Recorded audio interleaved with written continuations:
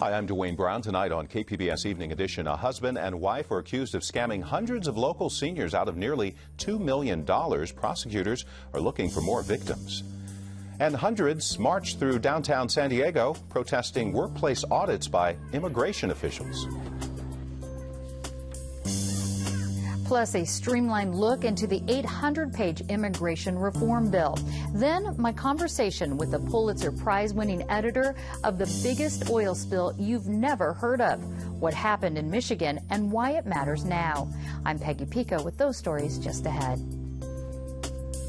And celebrating Shakespeare by way of Moscow, KPBS Evening Edition starts now.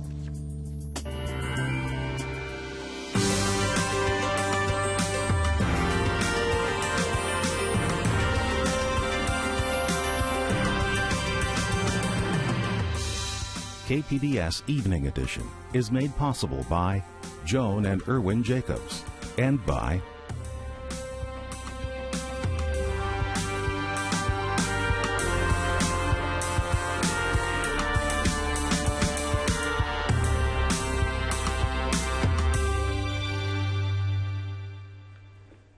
Hi, good evening. Thanks for joining us. Hundreds of San Diego seniors may have been victims of a scam without even knowing it. County District Attorney and State Insurance Commissioner filed felony charges against a couple accused of defrauding San Diego seniors out of nearly $2 million. The DA claims Michael Woodward and his wife Melissa sold phony insurance for in-home services such as laundry and cooking to seniors in 6 states who didn't get the coverage they paid for. We want to do everything within our power to make sure that these individuals are held responsible for the crimes they committed, and to the extent that we can, we provide restitution to the victims. The DA's office has identified 238 victims in San Diego. One of them is Chuck Allen, who wanted to get help for his ailing wife. His daughter says he's embarrassed about the scam. I'm sad to say that my mother did not live to see this day, but my dad has, and he's seeking justice. Anyone who may have been a victim is urged to contact the county district attorney. The Woodwards face up to 16 years in prison. The surviving suspect in the Boston Marathon bombing has been transferred from a civilian hospital to a federal medical detention center. 19-year-old Dzhokhar Tsarnaev is recovering from a gunshot wound to the throat. Today, FBI searched a landfill near his university. Congress has passed a bill to end furloughs for air traffic controllers. Thousands of flights were delayed this week. We told you about it. After the Federal Aviation Administration furloughed controllers because of government-wide spending cuts, today's bill lets the agency use other funds to make payroll. North County Transit says the Sprinter may be back on track soon. No date's been set, but they have received enough parts to have 7 trains ready for testing next week. North County commuter line has been out of service since early March because of brake problems. Hundreds of people marched through downtown San Diego today, calling on the president to stop forcing companies to fire workers who are in the country illegally. Frontiers reporter Adrian Florido joins us from the News Center. Who organized today's march, Adrian, and what exactly are they asking for? Well, it was organized by a janitors union, and what they want is for Immigration and Customs Enforcement Agency to stop conducting audits of company employment records and forcing those companies to fire their unauthorized workers, people who are in the country illegally. What they say is that for the first time in years, it looks like an immigration reform bill could give millions of people legal status. So they're saying, what's the point of firing them when they could gain the legal right to work pretty soon? Yeah, the immigration bill would legalize about 11 million of these migrants, but how would it address workplace enforcement issues? Well, the current proposed bill would require companies to use a federal electronic verification system that checks the work eligibility of all new hires. So the hope is that in the future, the kinds of audits that the janitors were protesting today wouldn't even be necessary because employers would not hire people who are in the country illegally at all. For the time being, at least, a nice spokeswoman told me that these audits are still routine. KPBS Frontiers reporter Adrian Florido. The bipartisan immigration reform bill is now in the Senate Judiciary Committee, and some think it's on its way to Senate approval. Peggy Pico highlights the bill's major provisions and the likely impact on San Diego. The Senate's immigration reform bill, crafted by the U.S. Senate's Gang of Eight, offers pathways to citizenship for the estimated 11 million people living in the U.S. without proper documentation. KPBS Fronteras desk reporter Jill Replogle is here to tell us more about this bill. Now, Jill, you've been following this for some time. Tell us about this Gang of Eight. Who are they and what was their task? It's a bipartisan group of senators. It's led by John McCain, Republican from Arizona, and Chuck Schumer, Democrat from New York. Marco Rubio, the Republican sort of a dream boy, possible future candidate, is also in that group. And they got input from all different sectors on a very comprehensive 844-page immigration reform bill. It's huge, and we're not going to go through all of that, but I do want to take a look at some of these very specific nuts and bolts of it. What does the bill offer to unauthorized immigrants who have been living in this country for quite some time? That's the biggest group, potentially 11 million people. So the first step is they're creating something called provisional legal status, and that will allow people to get a work visa, or not a work visa, but allow them to work and also to travel. In order to get that, you have to be in the country before January 1st, 2012. You need to pay back taxes, $1,000 fine, and you can't have anything serious on your criminal record. So stay out of trouble, definitely, I think, as they put it. Now, if all these requirements are met, then what happens? Then after 10 years, they can apply for permanent residency. They need to learn English, again, pay a fine, and then they can apply for a green card. So after that 10-year residency, they have to wait another 3 years before applying for their permanent residency? No, another 3 years to apply for citizenship. For citizenship. Mm-hmm. Tell us about what it takes to apply for citizenship. You need to know English. You need to take the citizenship test. You need to be in good moral standing. And in other words, not be a felon. Not be a felon, but they also do an interview. One of the accused Boston bombers did not actually pass that part of his citizenship test. That's why he didn't have his citizenship at the time of the events. He didn't pass that good moral standing part of the evaluation. Of this. There's some other classifications for immigrants in this bill that they'd be affected by it.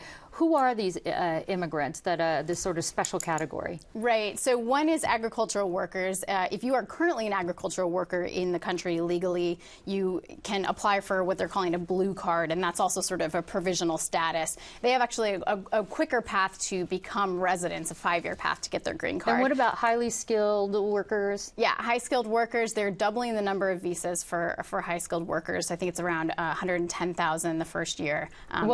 Yeah, what would qualify as that? So those are engineers, computer scientists, mathematicians, people that your Silicon Valley industries are looking to hire. And we just saw something on that list also is this group called the Dreamers, capital Dream. Who are they? Children who were brought here by their parents legally under the age of 16, who graduated from high school here, and they will also have an accelerated path to get their green card. When you talk about accelerated, as in super fast, months or years? 5 years. Okay. What's happened to the bill since it was recently introduced? Where does it stand now? What's happened to it? Earlier this week, the Senate Judiciary had very extensive hearings. I think 8 hours on Monday, went into Tuesday, and I believe Wednesday as well. So, hashing out a lot of the issues that have come up. You know, the Boston bombing threw a huge wrench in this, and there are people calling for holding off until they get the country secure. Others are saying that reforming the way that we keep track of people on visas in this country would help, actually. Do you think it's going to pass in the Senate and in the House? Well, the people who authored the bill, the senators who authored the bill, think they have enough votes to pass in the Senate. The House is a whole different ball of wax, and actually the House is working on their own bill. They may present one version of a bill today, and there are some other people who are working on sort of piecemeal parts of what would be an immigration reform bill in the House. What does President Obama say about this bill or the one in the House that's being developed? President Obama would like to see it all one bill altogether, because the concern is that a pathway to citizenship might not make it into a more piecemeal bill, because that's the real controversial part. He's given support to the bill that the senators proposed and said that he would support that effort. Okay, well, thanks for that update. This is Jill Replogle, our KPBS Fronteras desk. Thanks so much. Thanks for having me. For 1 out of every 4 San Diego children, what they eat at school is the only meal they get all day. And during the summer, these kids lose access to breakfast and lunch programs. Today is Global Youth Service Day, and high school students from Claremont's Academy of Business and Technology were joined by their adult mentors at the Feed America warehouse in Sorrento Valley, where they learned how to sort, repack, and do quality control on donated food for kids and families in need.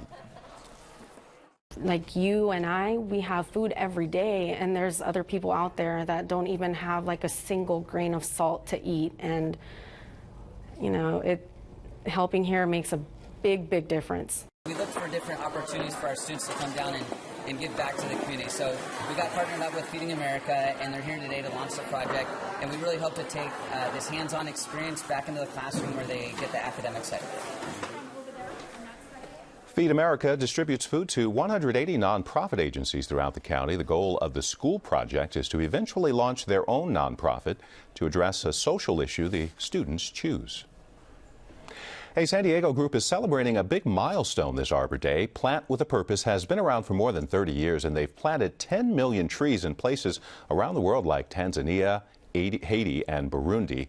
KPBS reporter Haley Persinger joins us from the News Center with the story. So why are they doing this, Haley? Well, Plant with Purpose was founded on the fact that deforestation affects the environment, but it also affects the economies of poor rural towns throughout the world. The loss of trees for a village in, say, Haiti means the loss of exports like fruit and furniture people there can make from the wood.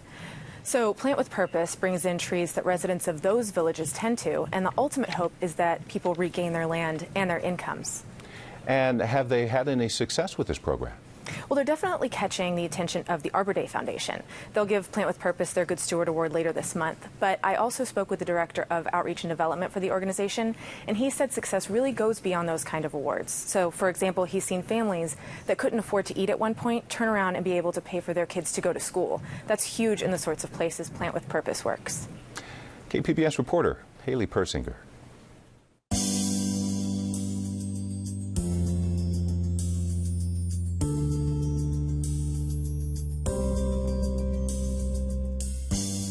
You may have heard the name. Manti Te'o is heading to San Diego. The Chargers traded up to pick him in the second round of the draft today. He was an All-America linebacker at Notre Dame and expected to go in the first round, but lost some momentum after a poor performance in the BCS championship and a hoax involving a fake girlfriend. Now, in the first round, the Chargers also picked DJ Fluker from Alabama. He's a right tackle and will help to defend Phillip Rivers. Just weeks after the BP oil spill was contained in the Gulf of Mexico, a larger but little-known spill occurred in Michigan. Peggy Pico finds out what happened. The Dilbit disaster inside the biggest oil spill you've never heard of is the headline of an investigative series by Inside Climate News. The comprehensive report garnered a Pulitzer Prize for the tiny online publication. My guest, Susan White, is the executive editor. Susan, congratulations. Thank you. And welcome. Now, this is the third Pulitzer Prize winning project that you've actually worked on. Tell us about the reporters involved in this and how difficult it was to get this story.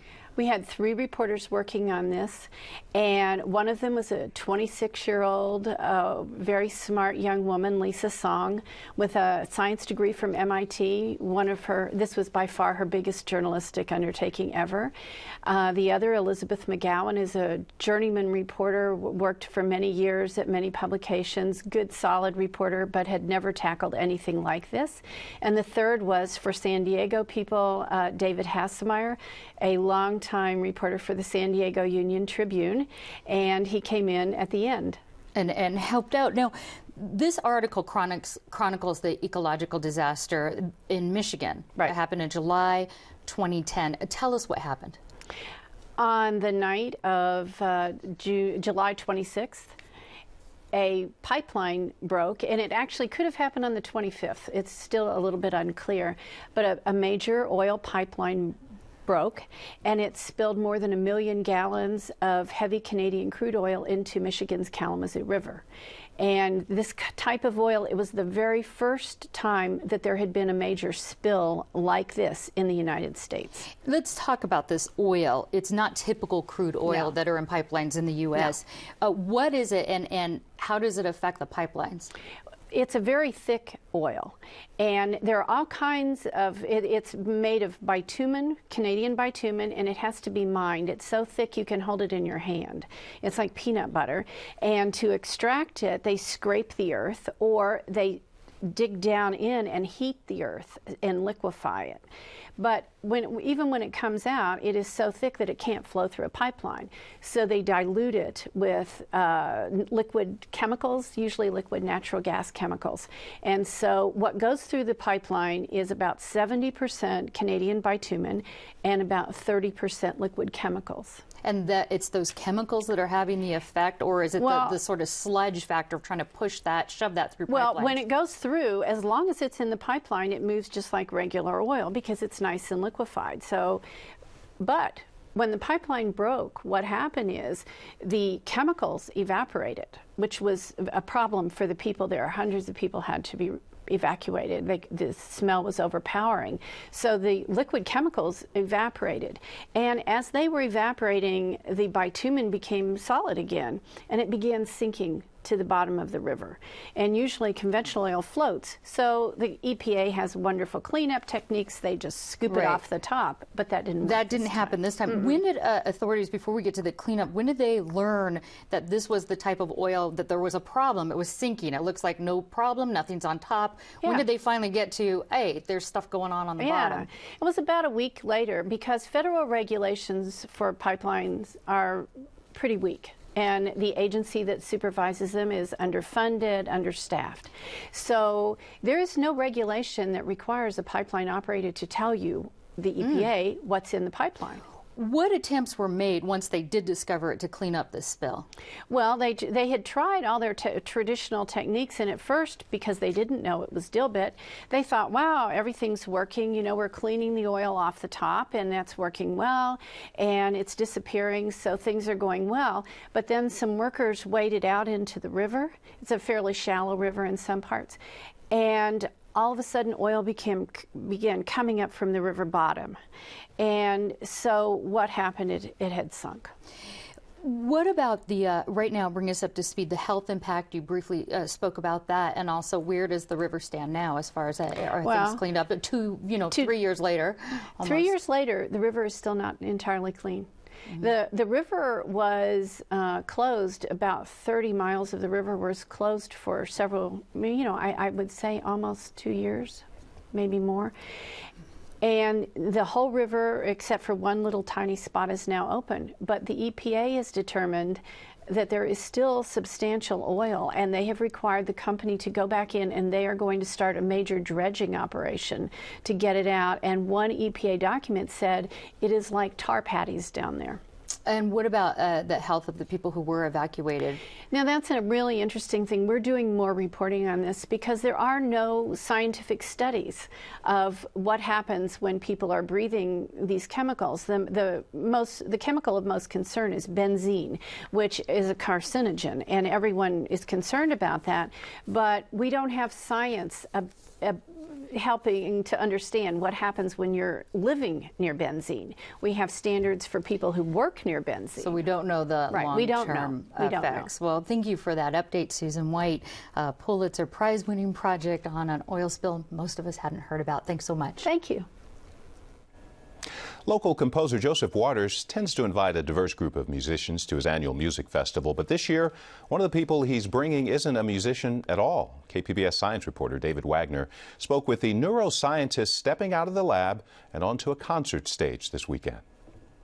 Or was I laughing? Jaak Panksepp is a pioneer among brain researchers, establishing emotion as a subject of serious inquiry.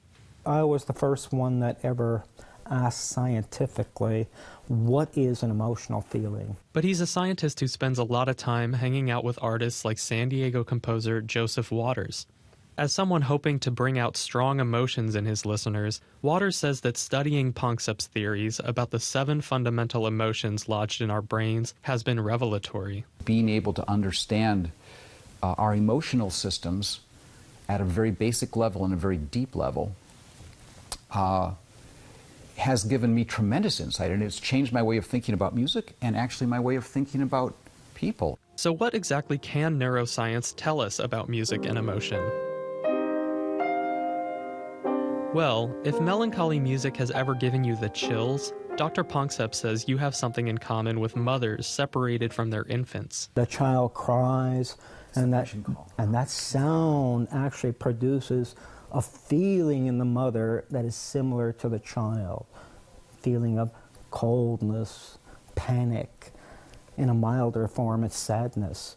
So it's the sad music that produces the chills. During this weekend's music festival, Dr. Panksepp will be introducing a new piece by Waters. One movement is inspired by Panksepp's famous rat tickling experiments, which proved that these rodents can laugh just like humans. Jaak sent me actually this recording of him tickling rats, and they actually sent me some laboratory recordings. There's the stuff on YouTube, but they sent me the high-res stuff. And I was listening to the whole thing, and I thought, let me write a piece about tickling. And it's called Tickle.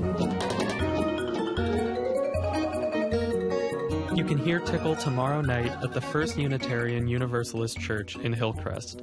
David Wagner, KPBS News. I'm Judy Woodruff. On the next News Hour, Mark Shields and David Brooks analyze the week's news. That's Friday on the PBS News Hour.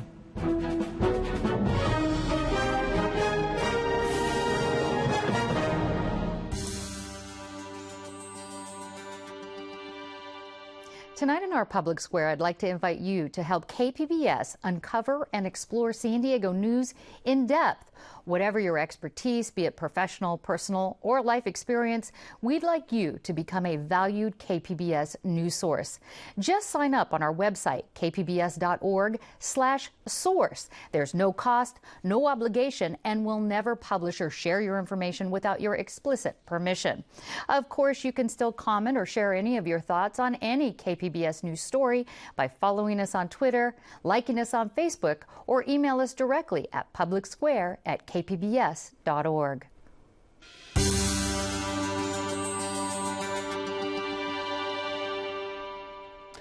The 8th annual San Diego Student Shakespeare Festival proves the international appeal of the Bard with a school from Moscow. Joining the lineup, KPBS arts reporter Beth Accomando shows us how Russian students are connecting with William Shakespeare's work 4 centuries after his death. Every April for the past 7 years, the San Diego Shakespeare Society has celebrated the Bard's birthday with its San Diego Student Shakespeare Festival. The event brings out hundreds of students from elementary school to college to perform scenes inspired by the writings of William Shakespeare. This year, there'll even be a school from Moscow. Well, the idea is that our school has always been interested in different kinds of cultural interactions with different countries and with the United States in particular. And this year we learned about the Shakespeare Festival. And we got interested in it because we've been organizing a Shakespeare Festival in Moscow for, let's say, 13 years already. 12 students ranging in age from 12 to 15 from the Slavic Anglo-American School in Moscow arrived on Wednesday night and held an impromptu rehearsal in Old Town yesterday. And we're going to show a few scenes today to try how the people will sound outdoors, if we can hear them or not. So let's see what will happen of it. I understand. I must add passion. So we took monologues from different plays, put them together, and the plot is, actually we called the play In Search of Inspiration. Well, I'm playing Shakespeare. He's in search for an ideal women character. And so in this scene, we'll look through all his women characters. Like Juliet. Deny thy father and refuse thy name. It's her monologue on the balcony, and she's talking about her love to Romeo. Although Shakespeare wrote his plays 400 years ago in London, they still speak to a 15-year-old girl living in 21st century Russia. They are but beggars that can count their worth. But my true love is grown to such excess that cannot sum up some of half my wealth. I think Juliet is in some kind similar to me because I'm really a romantic person. I sometimes can be like emotional like she was, and if I love someone, it's for a long time, if not forever. The San Diego Shakespeare Society advocates teaching Shakespeare to students at a young age. Nina Sokova sees the benefits for her English as a second language students. Well, first of all, for those who learn English, it's a great experience because it's real, good, interesting English, which the children do not hear nowadays. So our children speak really very good English. And so this is another step for them in studying the language and another good experience. And we hope very much that this is our beginning of a new event which we will participate in maybe annually. Which would suit Anastasia Shumakova just fine. Original Shakespeare is quite difficult at first sight, but when you read it a second time or third, it becomes easy. To the artist, love is inspiration, like an impetuous strength to the heart. Love is inspiration, Jubilee. And I really like the language, and Shakespeare writes really cool. That's some compliment for a guy who's been dead for centuries. Beth Accomando, KPBS News. The San Diego Student Shakespeare Festival begins at noon tomorrow on outdoor stages in Balboa Park. The event is free. Should be a nice weekend for Shakespeare in the park or whatever else you have planned. 60s to 70s along the coast this weekend. Inland valleys will get into the 80s, partly cloudy in the mountains. Temperatures in the 70s, close to 100 degrees in the desert.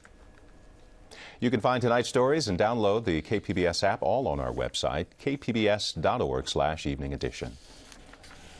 Thanks for joining us tonight. Have a great weekend.